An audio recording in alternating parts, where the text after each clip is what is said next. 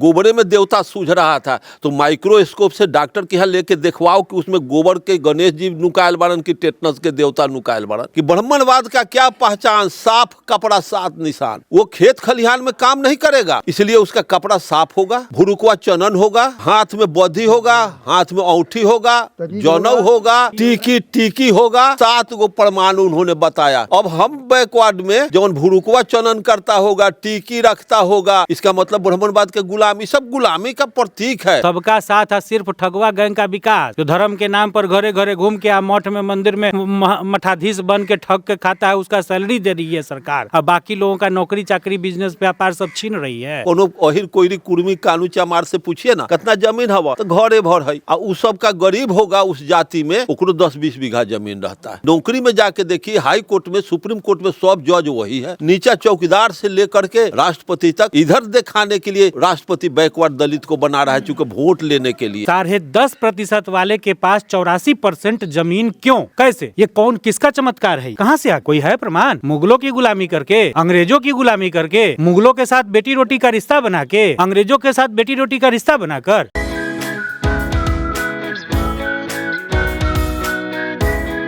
इस वक्त बिहार के मुजफ्फरपुर जिले में है और आज यहाँ पर बिहार लेनिन बाबू जगदेव प्रसाद जी का 102वीं जयंती मनाई जा रही है।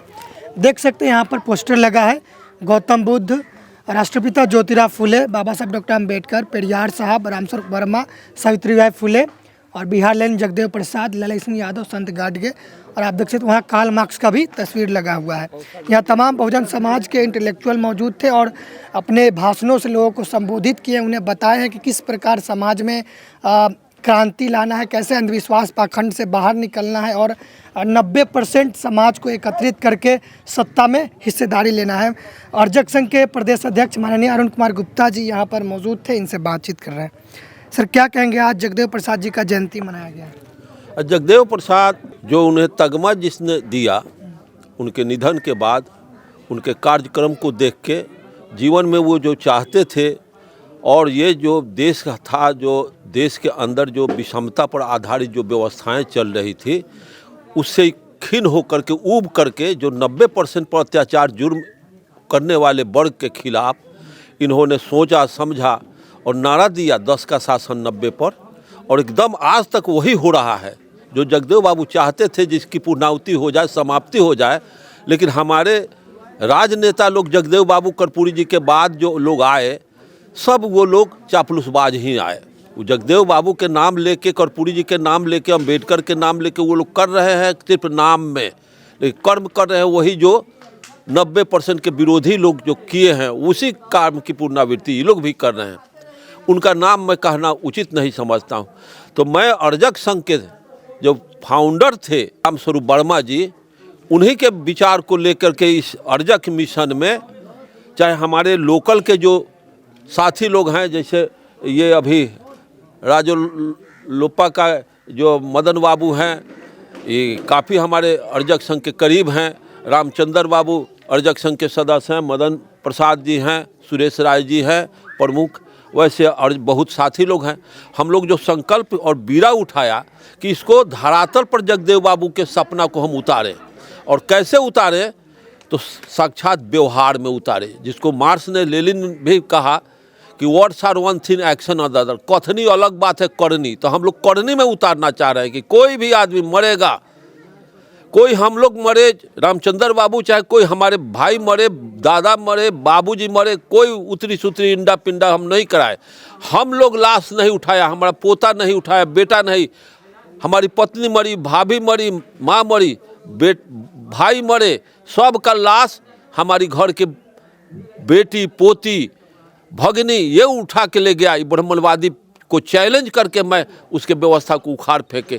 अब मैं शादी ब्याह हमारे घर में होता है तो अर्जक विधि से, जो जगदेव बाबू जो कहे थे, उसी आधार पर, कोई जरूरत नहीं सत्यनारायण झूठ नारायण कथा का, मर जाने के बाद उतरी सुतरी इंडा पिंडा की कोई जरूरत नहीं। मैं जगदेव बाबू जो कहते थे, अपने समाज को पहले कंसस करो। हमारा समाज जब कंसस हो जाएगा, समझदार हो जाएगा, विषय को समझ लेगा, तो ऐसी स्थिति में वो अपना सरकार बनाएगा, अपना प्रतिनिधि पार्लियामेंट विधानसभा में भेजेगा। हम अपने समाज को मूर्ख छोड़ देंगे, बाबा जी को गोड़ लागना, उसको नमस्कार करना, वो गोबर को गोर लागना, पत्थर को गोर लागना, वो जेंगे जेंगे वो कहता है वो उस तरह से तुम करते जाओ, तो उसका गुलाम बन करके आज़ादी का सांस कैसे लोगे। इसलिए उस व्यवस्था को, उसके एक भी कथनी को हम नहीं एक्सेप्ट करेंगे। और राजनीति में जब तक हम 90% एक प्लेटफॉर्म तैयार नहीं करेंगे, और नेतृत्व हमारा जगदेव प्रसाद जैसन, कर्पूरी जैसन, अम्बेडकर जैसन, मार्क्स लेनिन जो जहाँ पैदा हुआ वैसा राजनीतिक हमारे नेता लोग नहीं होंगे, तब तक वो साकार ब्राह्मणवाद को यहाँ कोई बाल बांका नहीं करेगा। हमारा जगदेव का सपना, अम्बेडकर का सपना साकार नहीं होगा और ये ब्राह्मणवाद का सपना साकार होता चला जाएगा। जब विधानसभा में आ गए तो वो आ रहे थे विधानसभा में, और आने के क्रम में एक छत से ऊंचे जातियों के आर्ज के बहू कह रही थी कि ए दलित है पिछड़ा, उस खेत में काम न करो, अपने मजदूर को अपने आवाज़ में बोला। तो बोलने के बाद वो कही कि इस खेत ना उस खेत में काम करो। जगदेव बाबू सुन गए। सुन लेने के बाद वो कर्पूरी जी से जाके कहे कि ये कर्पूरी जी, हम लोग सवर्णों के गुलामी कर रहे हैं, 3-4 ठो गुलाम होता है, उसका सिलेबस हम शिक्षक बन करके उसी का सिलेबस स्कूल में पढ़ाते हैं, 1 गुलामी। दूसरा खुरपी लेकर के कुदाल लेके हम बनिहारी करते हैं, 2 गुलामी। हम लोग उसका राजनीति, उसी के राजनीति को विधानसभा में जैसे वो चाहता वैसे हम वोट देते हैं, वैसे चाहता वैसे हम डिसीजन लेते हैं। तो ये 3-3 वो गुलामी, मंदिर में जाके उसी तरह से हम गुलामी करते हैं। तो हम लोग गुलाम पैदा लिए हैं कि उनका राजनीतिक गुलामी करे, सामाजिक गुलामी करे, और ये हरवाही पॉलिटिकल राजनीति स्कूल में जा कर के ये मैं नहीं मानूंगा। जब मैं आ रहा था कुर्था से, तो गोरी गोरी हाथों में हरी हरी चूड़ियाँ पहन करके छत से मालकिन कह रही थी कि मजदूर इस खेत ना उस खेत में काम करो। तो मैं सुना, तो मैं कह रहा हूँ कि मैं अपने समाज के समर्थन से सरकार बनाऊँ तो ऐसा नियम बना दूंगा कि मालकिन को खेत में आके खटना होगा, नहीं तो खेत छोड़ के हटना होगा। अगला सावन भादों में गोरे हाथ कादों में। इसी सब स्लोगन के लेकर के, इसी तरह की वाणी को देख करके, इनके तेवर को देख करके यहाँ के आर्यों को खून खौल गया। कहा कि जब तक रहेगा बिहार में जिंदा, जब तक रहेगा हम लोगों का कलई खोल देगा। इसलिए इसकी पूर्णाहुति होना नहायत जरूरी है, और इसीलिए कांग्रेसी सरकार इनकी हद कर दी। ब्राह्मणवाद के बारे में तो उन्होंने बहुत सी बातें कहे, और उन्होंने कहा, नारा गांधी मैदान में भाषण में कहे थे कि ब्राह्मणवाद का क्या पहचान, साफ कपड़ा 7 निशान। वो खेत खलिहान में काम नहीं करेगा, इसलिए उसका कपड़ा साफ होगा, भुरुकवा चनन होगा, हाथ में बौद्धि होगा, हाथ में औंठी होगा, जौनव होगा, टीकी होगा। समझे नहीं, 7 गो प्रमाण उन्होंने बताया। अब हम बैकवर्ड में जौन भुरुकवा चनन करता होगा, टीकी रखता होगा, इसका मतलब ब्राह्मणवाद के गुलामी, सब गुलामी का प्रतीक है। समझे ना, वो ब्राह्मणवाद को पहचानता जगदेव बाबू जो कहे, वो जगदेव बाबू बारीकी से तह तक जानते थे। हम लोग भी अब जगदेव बाबू के सिपाही हैं, अम्बेडकर के सिपाही हैं। उन्हीं के कारवां को हम लोग ये सब बैठे हुए ढो रहे हैं कि अगर हम लोग मर जाएंगे तो हमारा जो नौजवान आप जैसे लोग हैं, इस कारवां को फिर हम पास आपको दे करके मरेंगे, और इसको आगे बढ़ाने का काम हमारे नौजवानों का बनता है। और नहीं तो आने वाली पीढ़ी गाली पढ़ेगी कि कैसा नालायक था कि गोबर को गोर लाग रहा था, गौर गणेश कह करके बाबा जी लगवाता था। हमारा कितना गधा लोग है कि उसको गोबरे में देवता सूझ रहा था। तो माइक्रोस्कोप से डॉक्टर के यहाँ लेके देखवाओ कि उसमें गोबर के गणेश जी नुकायल बारन की टेटनस के देवता नुकायल बारन, ये भी नहीं जांच करता है। अब ऐसी व्यवस्था को कैसे हम समझावे। कबीर समझाते समझाते मर गए, अम्बेडकर, पेरियार तो और समझाए, नहीं मान रहा है। हमारा 90% जनसंख्या और 10% जगह जमीन, घरे भर। कोनो अहिर कोईरी कुर्मी कानू चमार से पूछिए ना कितना जमीन हवा, तो घरे भर है। और उस सब का गरीब होगा उस जाति में, ओकरो 10-20 बीघा जमीन रहता है। ये स्थिति नौकरी में जाके देखिए, हाई कोर्ट में, सुप्रीम कोर्ट में सब जज वही है। नीचा चौकीदार से लेकर के राष्ट्रपति तक, इधर दिखाने के लिए ये राष्ट्रपति बैकवर्ड दलित को बना रहा है, चूँकि वोट लेने के लिए ऐसी व्यवस्था इन्होंने बनाया। किसी भी परिवार का मुखिया का जब देहांत होता है, उसके बाद जो उनकी औलादें होती हैं, उनका संतान है, बंटवारा होता है। तो आप देखते होंगे हमारे समाज में यह व्यवस्था है कि जितनी संतान उतना टुकड़ा लगता है, उतनी हिस्सेदारी लगती है ना।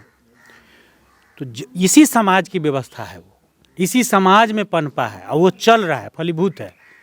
फिर बाकी चीज़ों में बेईमानी क्यों?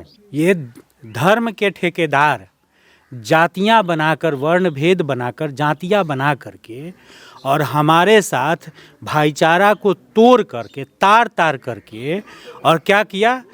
आज बिहार का सर्वे विश्व पटल पर है ना, 10.5% वाले के पास 84% जमीन क्यों? कैसे? ये कौन, किसका चमत्कार है? ये कहाँ से आ गया? ये कोई है प्रमाण? मुगलों की गुलामी करके, अंग्रेजों की गुलामी करके, मुगलों के साथ बेटी रोटी का रिश्ता बना के, अंग्रेजों के साथ बेटी रोटी का रिश्ता बनाकर, ये कैसा मेहनत? ये बेईमानी से। क्योंकि हमारे 90% जो बहुजन समाज के श्रमिक कमेरा वर्ग के भाई बंधु हैं, वो लोग खेती मजदूरी करने वाले लोग, शुरू से ही शिक्षा देने का अधिकार नहीं था, शिक्षा ग्रहण करने का अधिकार नहीं था, नौकरी करने का अधिकार नहीं था, बाद बाकी चीज़ें तो सब कोसों दूर थीं, तो कागज पत्तर का मालूम ही नहीं था। तो मुगल जिस समय शासन किया उस समय वो लोग चापलूसी करके बेटी रोटी का संबंध बनाकर, कौन? 10.5% वाला, और सारे जायदाद जमींदारी और सब कुछ पर कब्जा किया। वो चला गया तो अंग्रेज के साथ चापलूसी किया, अंग्रेज के साथ चापलूसी करके सारे चीज़ों पर हक अधिकार अपना कर लिया, जमींदारी कागज पर लिखवा लिया। ये तो प्रमाण है। और हमारे भोले भाले लोग खेती मजदूरी करते रह गए। सर ये कैसे बंटवारा होगा? उनके पास 84% आप कह रहे हैं जमीन है, बिहार के आंकड़े के हिसाब से 74% के आसपास है, वो 10.5% जिनकी बात आप कर रहे हैं, तो कैसे उनसे लेकर और इनमें बांटा जाएगा? कैसे ये संभव है? जब टोटल का नौकरी, संपत्ति और व्यापार, तमाम चीज़ों का जब आप आंकड़ा राष्ट्रीय स्तर पर, इसीलिए जनगणना नहीं करा रही है ये नकली हिंदूवादी सरकार, तो जब हो, हाँ बिहार में हो गया, बिहार तो आईना दिखाई दिया, तो बिहार वो संभव कैसे नहीं? बिहार की तत्कालीन सरकार सर्वे कराकर, और सर्वे कराने के बाद प्रतिनिधित्व, भागीदारी, हिस्सेदारी को बढ़ा दिया ना, 75% कर दिया, बढ़ाया। तो वो तो हो गया हिस्सेदारी की बात, तो जमीन जायदाद की बात क्या है? सब में होनी चाहिए। तो कैसे होगा? जगदेव बाबू की मांग को हम लोग आज यहाँ दोहरा रहे हैं, बुद्ध की धरती से, जगदेव बाबू की धरती से, कि भारत सरकार जाति जनगणना कराए। हर बार जब जनगणना कराने की बारी आती है तो नया नया ड्रामा करके जनगणना को ये लोग टाल देते हैं।